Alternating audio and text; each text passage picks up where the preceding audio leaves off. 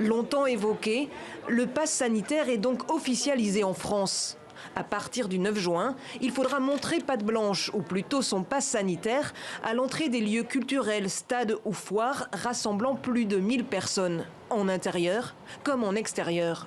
Ce pass prendra la forme d'un QR code dans l'application Tous Anti-Covid. Une version papier est encore à l'étude.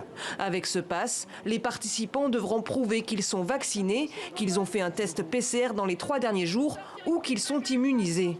Il faut éviter de tomber, dans la stigmatisation des personnes qui ne sont pas vaccinées ou qui ne sont pas négatives.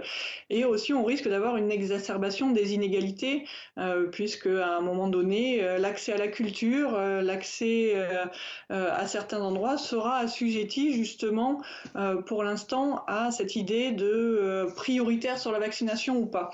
À travers le monde, certains pays ont déjà mis en place ce type de dispositif, comme en Israël ou au Danemark. La Suisse prépare pour cet été son propre laissez-passer sanitaire. Et les députés européens se sont prononcés, eux, cette semaine en faveur d'un certificat pour voyager librement au sein de l'Union européenne.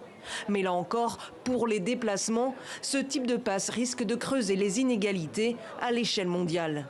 On a bien vu que l'équité vaccinale au niveau mondial était caduque et que, encore une fois, si on met un passeport, lui par contre, sanitaire là-dedans, on se rend compte que les personnes qui sont loin d'être intégrées dans la mobilité au niveau de la mondialisation seront encore plus exclues.